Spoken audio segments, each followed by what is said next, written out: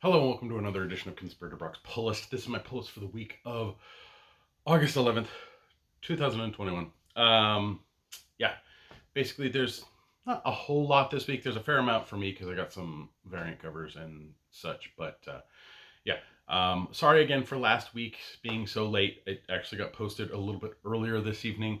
I recorded it over the weekend but wasn't able to actually get it up. But I finally got it up this evening. So last week's is up for you guys to enjoy. And then this week's will be up hopefully soon. I'm actually taking a small vacation this starting tomorrow, Thursday, the 12th, and going until Tuesday the 17th. So I'm taking some time off for myself. But still got to get this done and out for you guys. So let's get to it. First up, we have Batman: The Adventures Continue, Season 2, number 3. This I enjoyed the first installment of season 1. Season 2 has been okay. I think I read the first issue. I can't remember. But yeah, really good stuff. If you love the animated series, it's definitely up your alley, and you should be checking it out. Next is a new one I'm looking forward to, and that's Batman 89, One of Six, by, I can't remember, it's like, oh god, I'm gonna be like, I should know his first name. Sam Hamm, the actual original screenwriter on Batman, the movie. We interviewed him on the Comics Conspiracy podcast. I'll try to look it up and get a link in the description below for that episode, but I'm super stoked to be reading some Batman 89. Next up, we have Batman Urban Legends number 6. This is the big controversial, not controversial, maybe controversial. Somebody's pissed, maybe.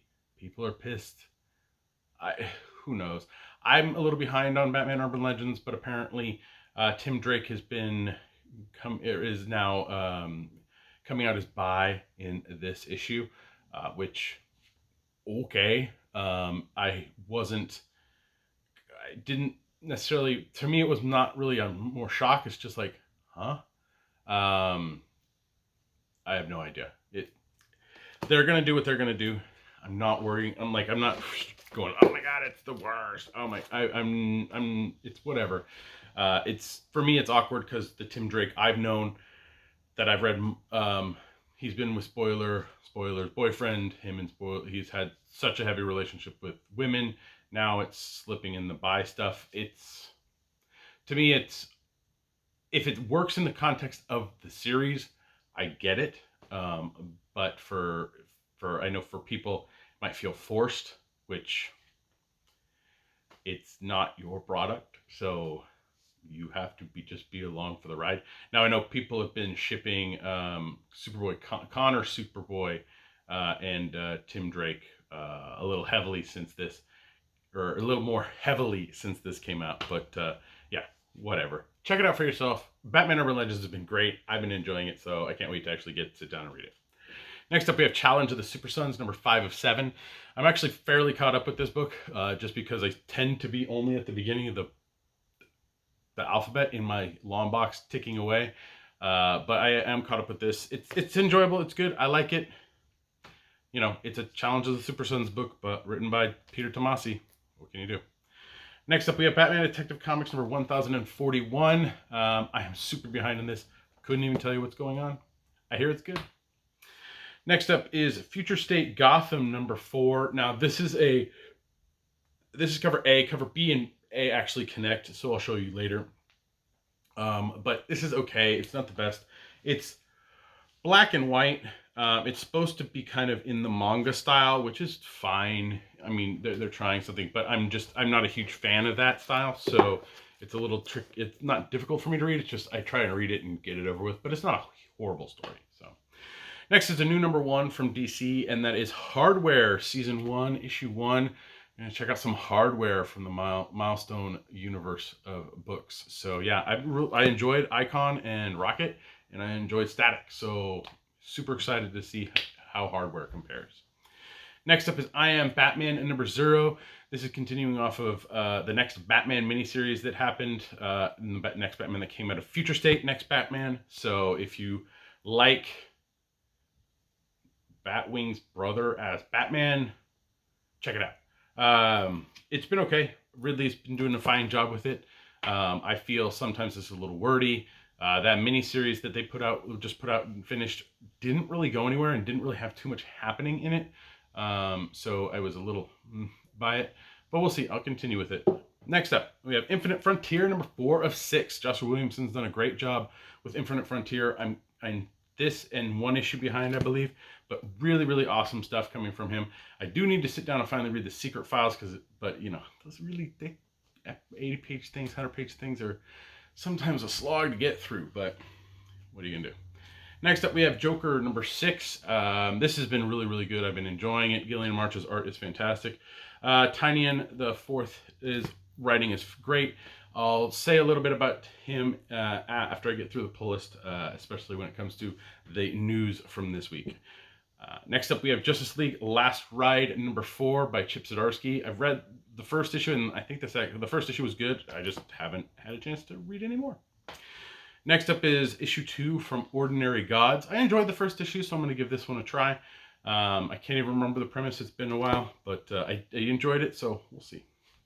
Next up is a new miniseries or almost maxi series from DC, and that's Pennyworth, number 1 of 7.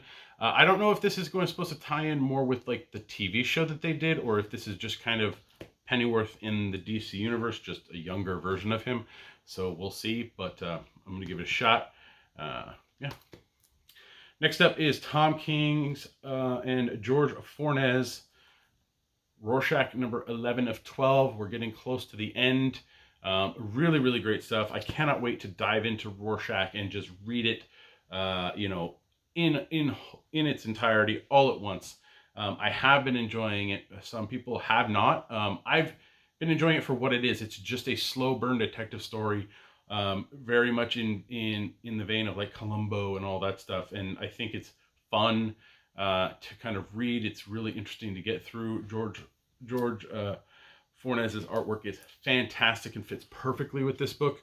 So I am super stoked to see where this book goes and where it ends up taking us, especially since, you know, we're almost done.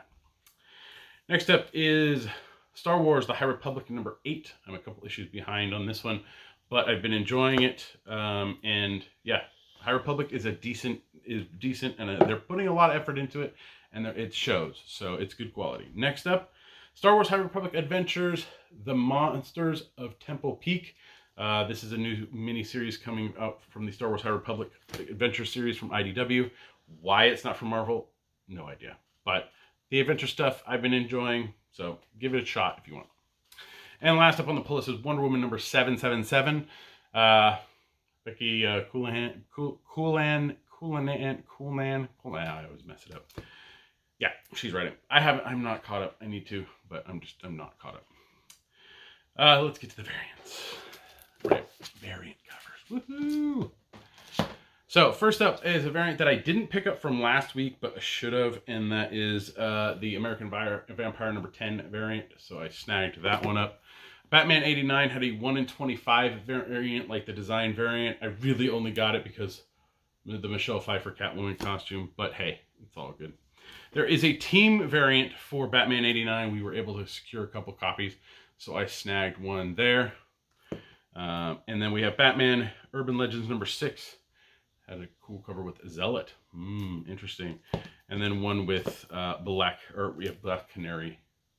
So I picked that one up as well. Future State Gotham had that cover I was talking about.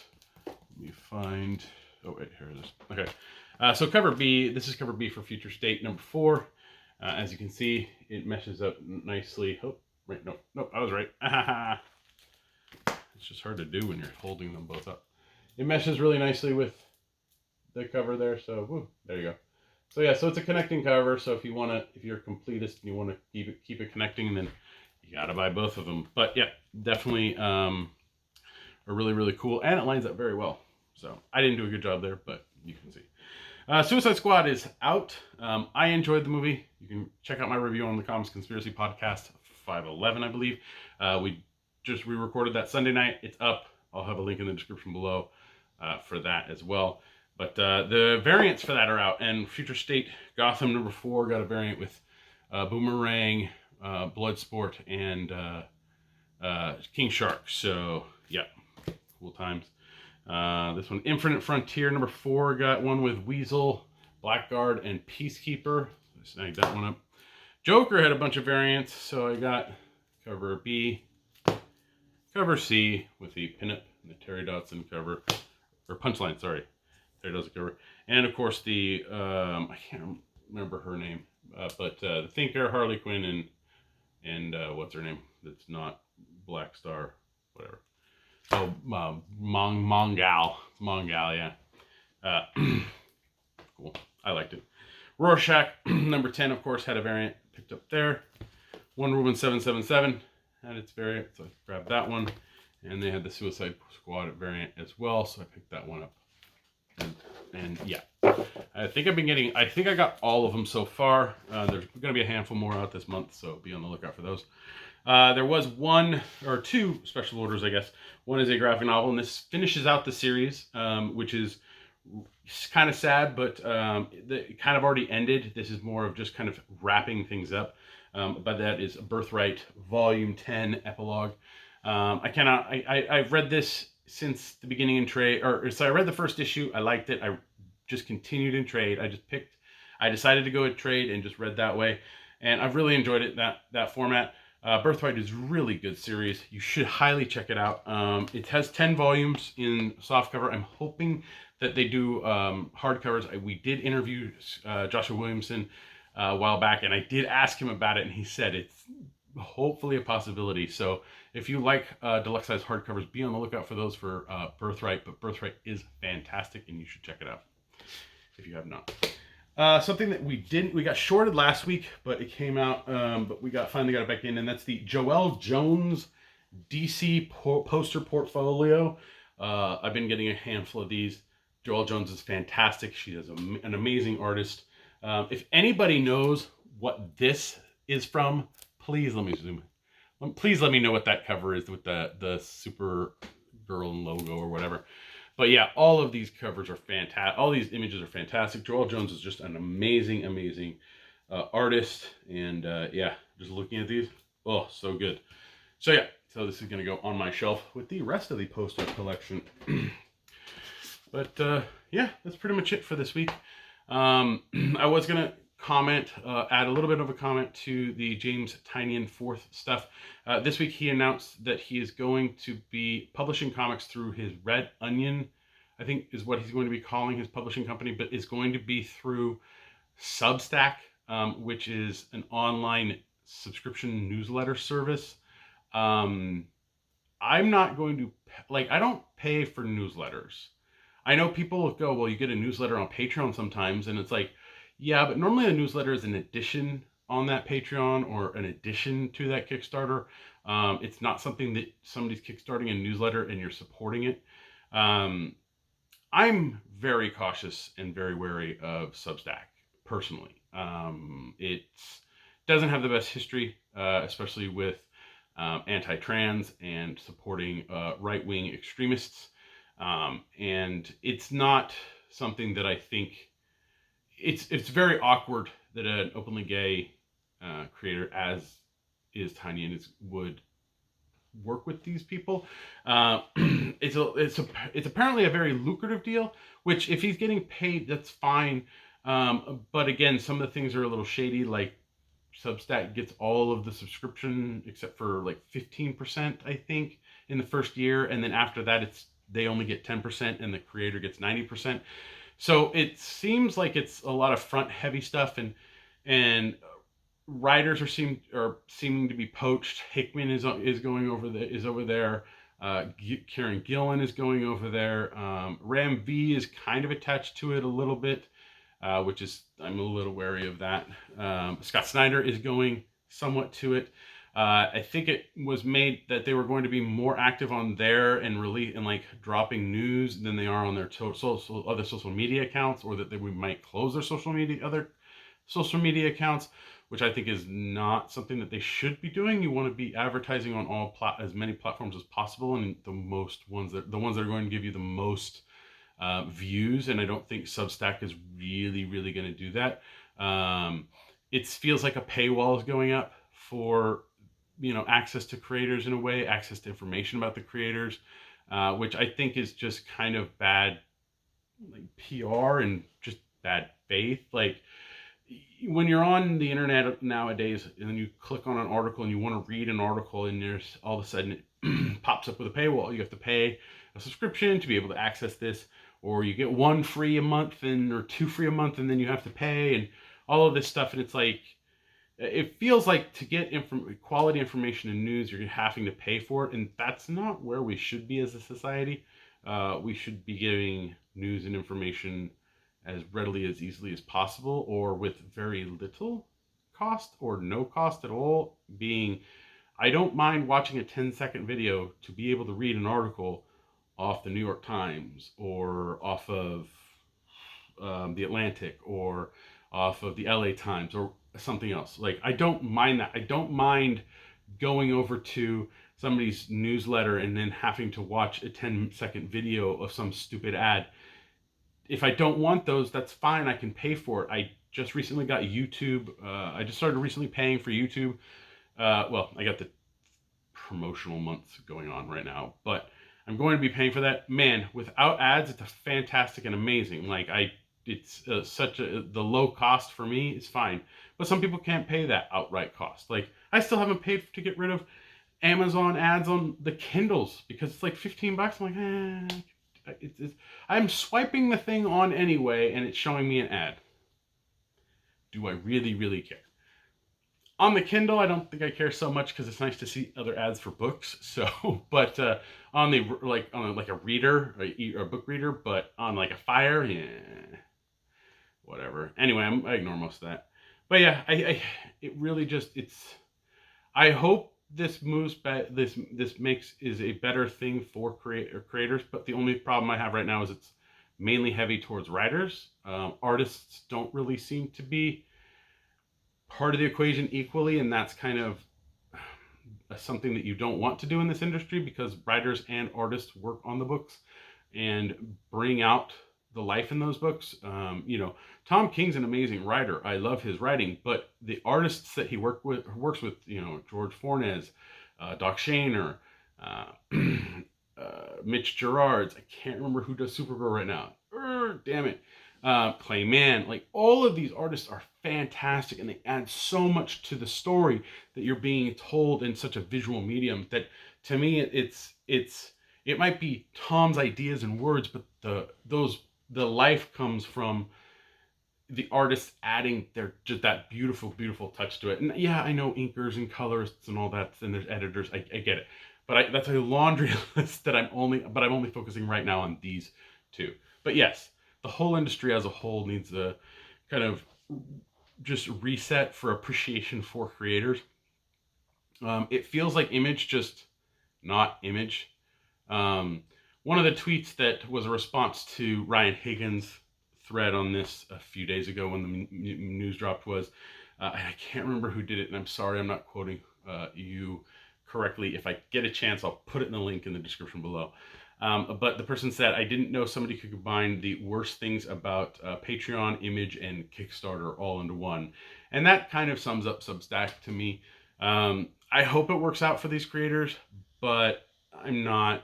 Anytime I see Substack, I'm just not going to click on the link. It's not worth it. And if it's going to take me there, okay, guess what? Boom, a paywall opens up.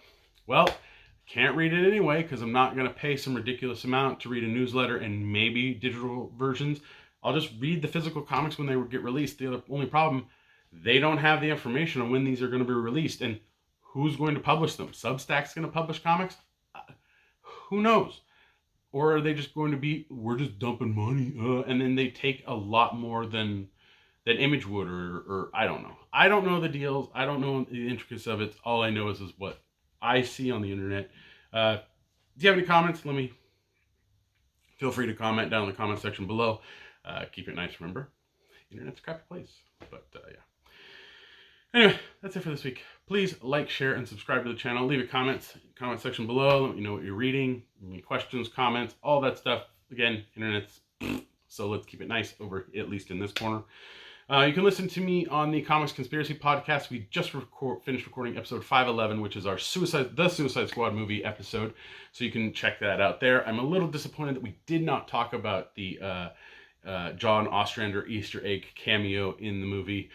Maybe I'll throw that tidbit in on another episode, but I'm not going to be on the coming episode this week, or on the 16th, because the 16th is my birthday. So that is also why I'm taking the weekend off and just getting away.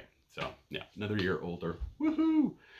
But yeah, there'll be a link in the description below for that episode if you want to check it out. And you can also help me and my fellow conspirators out through Patreon at www.patreon.com/comicsconspiracy. For as little as $1 a month, you help us with hosting fees and getting products. So thank you very much to all of our Patreon backers. It helps out immensely. You can help me out a little more directly by going over to, or clicking on any of the Amazon links here or at conspiratorbrock.com. And you can also go over to my eBay page, or my eBay page, I guess. I don't have a store. eBay's, ugh. They were some news about them too, but we won't get into that. But I put time away, so you might not be able to see anything currently. It does go away on the 17th, so I think 10 o'clock is when I set it to go away, 10 in the morning. That might be Pacific Standard Time. Who knows? But yeah, I'll have some new stuff up on the 16th. Actually, no, it drops on I reopened it on the 16th. So Monday the 16th, it will all re-engage. I'm dropping some new stuff that I'm purging out. So check out that stuff there. But that helps me out more directly. So thank you, everybody who does that. And yeah, you can follow me on Twitter. My handle's @BrockSager. And I just wanted to actually give you guys a quick update. I'm about halfway through, or just a little over halfway through my book or graphic novel reading goal for the year. I'm going to read 42 books, which is how old I'm turning this year. So yeah, so I've just passed, I just passed the halfway mark a little while ago, and I'm on track to hit that. I had a little bit of a lull. I hadn't been reading graphic novels. I finally got to The Wicked and Divine, Volume 8, which has the, like, quarter of the trade is that novella special that they had about, like, that was like Clue or Who Killed Who, and I mean, it's not that it was bad, but it was out in 2019, that trade. It's been that long for me. I dreaded reading that thing. I got through it though, so I'm gonna be on to 9. Oh, actually, I have it right here. Yeah. See, look at Divine 8. Yeah, this goddamn piece was. Yeah, the Devil's of the Devil's Party is what that one was called. And it's literally that much of the trade. It's ridiculous. Yeah. Small text, columns. Oh, it's so bad. Anyway, I'll be done with that soon. I am starting to read a new book, a series. I actually read the Zero book a while ago. But I started to read the Witcher series, and so I'm on book 1, Blood of Elves. I'm going to butcher his name, Andrzej Sapkowski. Butchered the hell out of that. Should probably go online and see if there's a way of pronouncing things. There probably is. But yeah, I've been enjoying it so far. The chapters are super long, so it's a little more like, all right, I'm gonna sit down and read a chapter. Well, that's 50 pages. So, but it does flow very nicely. So I'm almost halfway through. So we'll see. But yeah, that's it.